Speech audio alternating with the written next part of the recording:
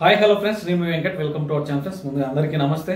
Friends, ఇవాళ video ఏంటంటే తమ్నైల్లో మీరు చూసినట్టు సోనియాను కప్పట నాటక సూత్రధారి అని ఎందుకు అనాల్సి వచ్చింది, అట్లాగే మన బిగ్ బాస్ బజ్లో అంబటి అర్జున్ ఏ విధమైన క్వశ్చన్లు వేసాడు, దానికి సోనియా ఏ విధమైన ఆన్సర్స్ ఇచ్చింది, ఈ డీటెయిల్స్ అన్ని ఈ వీడియోలో తెలుసుకుందాం. వీడియో అయితే పూర్తిగా చూడండి. మీరు కనుక నా ఛానల్ కొత్తగా చూస్తున్నా, ఇంతవరకు సబ్స్క్రైబ్ చేసుకోకపోయినా దయచేసి సబ్స్క్రైబ్ చేసి లైక్ చేసి మీ అభిప్రాయాన్ని కామెంట్ రూపంలో తెలియజేస్తానని కోరుకుంటూ ఇక వీడియోలోకి వెళ్దాం.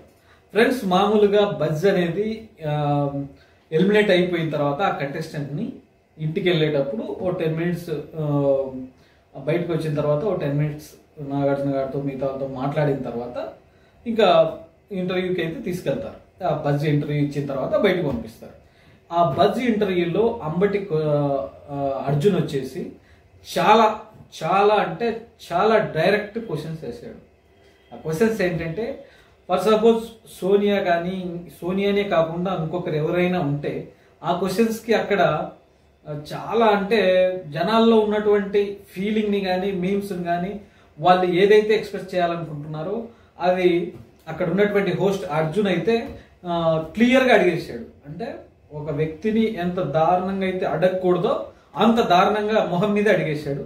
ఫస్ట్ అందులో అడిగినటువంటి వాటిల్లో ఫస్ట్ క్వశ్చన్ కంటే ముందు ఆమె ఇంట్రడక్షన్ గురించి మాట్లాడుకుంటే, ఇంట్రడక్షన్ ఏమని చేశాడు సోనియాను ఇంట్రడక్షన్ చేయడానికి, ఫస్ట్ ఆమెను ఏమని షీట్ దగ్గరికి పిలిచాడు అనే దాని గురించి కనుక మాట్లాడుకుంటే, వెల్కమ్ టు స్నేకియా అన్నాడు. అంటే స్నేకియా అని ఎందుకు అనాల్సి వచ్చింది అంటే, ఒక వ్యక్తి ఆమె పేరును ఒక షోలో, మంచి షోలో జరుగుతున్నప్పుడు ఆ షోలో కొన్ని కోట్ల మంది చూస్తారు. అట్లాంటి టైంలో ఆ వ్యక్తి పేరును స్నేకియా అని ఎందుకు అనాల్సి వచ్చిందంటే, తను వచ్చేసి 2 in 1 అంటే ఇద్దరితో ఆట ఆడుకుంది కాబట్టి ఎటు తిరిగినా కాటేస్తుంది అనే ఉద్దేశంతో స్నేకియా అని అనాల్సి వచ్చింది. బయట జనాల్లో కూడా ఆమెకున్నటువంటి పేరు అయితే అదే గేమ్ ఆడేటప్పుడు. అప్పుడు వచ్చేసి ఫస్ట్ ఆ విధంగా మాట్లాడిన తర్వాత ఫస్ట్ క్వశ్చన్ ఏమని, దానికంటే ముందు ఇంకొక మాట అన్నాడు అర్జున్. అది అంత డైరెక్ట్గా అనొచ్చు అనకూడదో కూడా తెలియదు. ఆ ఇంట్రడక్షన్లో, నోరు మంచిదైతే ఊరు మంచిది అవుతుంది, నోరు చెడ్డదైతే ఊరు తరిమేస్తుంది. ఈ వర్డ్ని అయితే అన్నాడు. నోరు మంచిదైతే ఊరు మంచిదన్న సామెత ప్రతి ఒక్కరికి తెలిసిన విషయం. కానీ హౌస్లో ఉన్నటువంటి హడావిడి ఆమె ఆడిన గేమ్లో కానీ, ఆమె ఆడించినటువంటి గేమ్లో కానీ లేదనిపించింది. దీన్ని బట్టి నాకు సామెత అయితే గుర్తొస్తుంది, ఊర్లో పెళ్ళికి కుక్కలు హడావిడి అని. ఈ కుక్కలకి హడావిడి ఎక్కువ, పెళ్ళి వాళ్ళది కాదు, కానీ ఊర్లో పెళ్ళి ఆడపిల్ల అయినా కానీ ఇది తిరుగుతుంది కుక్క. 4 అనుకుంటా మొత్తం ఊరల్లో తిరిగి వస్తుంది. ఏదో పని ఉన్నదని మాత్రం ఏ పని ఉండదు, క్షణం తీరుకుండదు, దమ్మిడి ఆదాయం ఉండదు, కుక్క తిరిగినట్టు తిరుగుతున్నవారు అంటారు కదా. అదే సేమ్ ఇక్కడ సోనియా విషయంలో జరిగింది. ఎట్లా జరిగిందంటే, ఆమె హడావిడి ఎక్కువ ఉంటుంది, గేమ్లో పార్టిసిపేషన్ తక్కువ ఉంటుంది. ప్లస్ ఇంకోటి వచ్చేసి ఆమె ఇంకొక క్వశ్చన్, లిమిట్లెస్ హగ్గుల గురించి మాట్లాడుకునేటప్పుడు హగ్గులు అయితే లిమిట్లెస్గా ఇచ్చింది, కానీ హౌస్లో లిమిట్ డేసెస్ ఉంది అని చెప్పేసి అనుకోవచ్చు. ఎందుకంటే లిమిట్లెస్గా ఎవరికి ఇవ్వాలనో వాళ్ళకి ఇచ్చేసింది. తర్వాత లిమిట్లో తక్కువలో బయటకు వచ్చేసింది అనే అది డైరెక్ట్ అర్థమైపోతుంది జనాలకి, తను ఏ ఉద్దేశంతో అంటున్నాడు అనే దాని గురించి. ప్లస్ అట్లాగే ఆయన అడిగినటువంటి ఫస్ట్ క్వశ్చన్ ఏంటంటే, ఇప్పుడు పృథ్వీ గురించి, నిఖిల్ గురించి మీకున్న బాండింగ్ ఏంటి దక్క అంటే, పృథ్వీ నిఖిల్ అంటే మామూలుగా నిఖిల్ గురించి నీకున్న బాండింగ్ ఏంటిది అంటే, ఒక బ్రదర్ లాగా, ఒక సిస్టర్ లాగా, ఎస్ లాగా. అంటే ఎస్ అంటే ఆమె లవర్ అనుకుంది వాళ్ళలాగా. మరి ఎస్కి బ్రదర్కి తేడా ఎట్లా అంటే, ఒక పెళ్లి చేసుకున్నోడికి, ప్రేమించినోడికి, ఒక ఫ్రెండ్కి, ఒక తమ్ముడికి, ఒక అక్కకి మధ్యలో ఎట్లా పొంతన కుదురుతుంది అంటే, ఇదేదో చెప్తారు, చేసేది శివ పూజలు, దూరేది దొమ్మల కొడిసేలు, చెప్పేది శ్రీరంగ నిధులు చెప్తారు, నా తమ్ముడు అద్ది ఇద్ది అని. మరి తర్వాత చేసేటివన్నీ మరి తమ్ముడితో, అక్కతో, అమ్మ ఆ ఫీలింగ్ ఉన్న వాళ్ళతో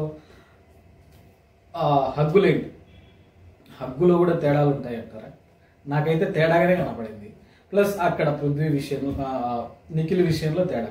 కానీ ఇంకొక మాట అన్నది, ఫర్ సపోజ్ నువ్వు కనుక స్మోకింగ్ మానేస్తే నువ్వేమడిగినా ఇస్తా అన్నది.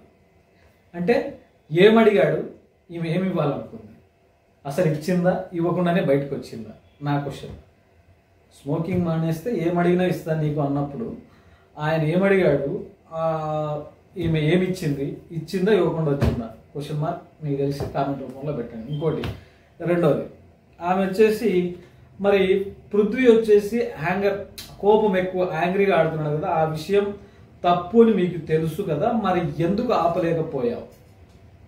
అంటే ఆపితే అంటే ఆమె ఉద్దేశంలో ఏంటంటే నేను దగ్గరుండి ఆడిస్తున్నాను, ఇప్పటికి కూడా నిఖిల్కి కానీ పృథ్వీకి కానీ నేను లేకపోతే వాళ్ళు ఆడలేరు అన్నట్టుగానే ఉంది. అంటే ఈ మీద పెద్ద రాజమాత, నేను చెప్పిందే శాసనం, నేను వాడిందే ఆయుధం అని ఆ రేంజ్లో చెప్తాను. ఇప్పటికీ ఎలిమినేట్ అయ్యి బయటకు వచ్చిన తర్వాత కూడా అర్జున్ అడిగేటువంటి క్వశ్చన్స్లో ఇప్పటికీ ఒక క్వశ్చన్ అడిగాడు, ఒకవేళ నేను హౌస్లో లేకపోతే నువ్వేమైపోతావు అని అడిగావు కదా, మరి ఎట్లా ఏమవుతారు? అంటే నిఖిల్కు పృథ్వీకి నువ్వు లేకపోతే ఆడేంత స్టామినా లేదంటారా, నువ్వు లేకపోతే ఆడలేరా అంటే, ఎస్ నేను ఆడి వరకన్నా పట్టుకొచ్చాను కాబట్టి ఈడి వరకు ఆడారు, లేకపోతే కష్టం.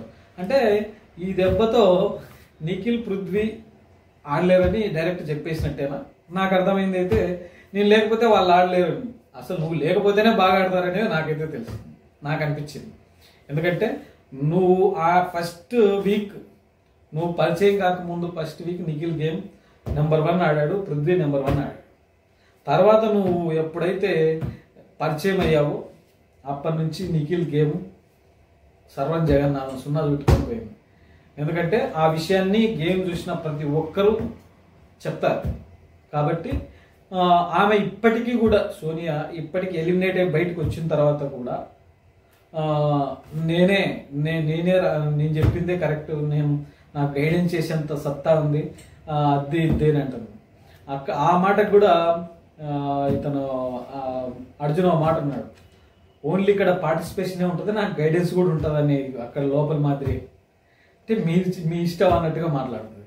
కానీ నాకు తెలిసినంత వరకు సెటైరికల్గా ఇంత డైరెక్టర్ ఆర్ట్స్ అయితే బజ్లో వేసినట్టు ఏ పార్టిసిపెంట్ను బిగ్ బాస్ ఇంతవరకు వచ్చినటువంటి ఏ పార్టిసిపెంట్కి కూడా ఈ విధంగా పరువు పోయిండదు అనుకుంటున్నాను ఈ బజ్ ద్వారా. ప్లస్ ఇంకోటి ఏంటంటే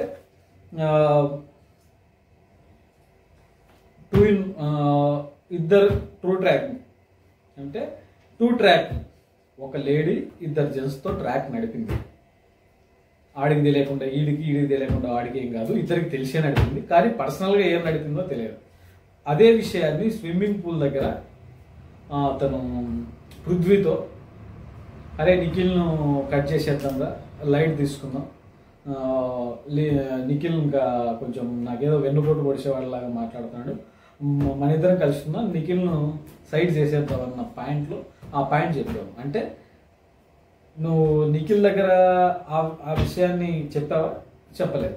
పృథ్వీ దగ్గర చెప్తాను అంటే మీకు పృథ్వీకి నీకు మధ్యన ఏదో వేరే రకంగా నాకైతే అనిపించింది, వేరే రకంగా ఉంది. కాబట్టి ఇప్పుడు 3 కోతులు కొట్లాడేటప్పుడు 2 కోతులు ఎదురుమల కొట్లాడుతుంటే ఒక కోతి కింద ఉంటుంది, పైన కొట్లాడుకొని కింద వీటికి లాభం. అట్లా ఒక కోతిని సైడ్ చేసేస్తే మీరిద్దరు గేమ్ నీట్గా ఆడాలనుకుంటున్నారేమో అని నాకు అనిపించింది. ఓకే ఫ్రెండ్స్, నాకు అనిపించిన క్వశ్చన్స్ ఈ బజ్ తర్వాత ఈ విధంగా అనిపించింది. నెక్స్ట్ ఇంకా ఏదైనా డీటెయిల్స్ కానీ లేకపోతే ఈరోజు జరిగేటువంటి మిడ్నైట్లో ఏం జరుగుతాయని దాని గురించి మళ్ళీ ఇంకో వీడియోతో మీ ముందుకు వస్తాను. ఇంతసేపు ఓపికగా నా వీడియో నేను ధన్యవాదాలు.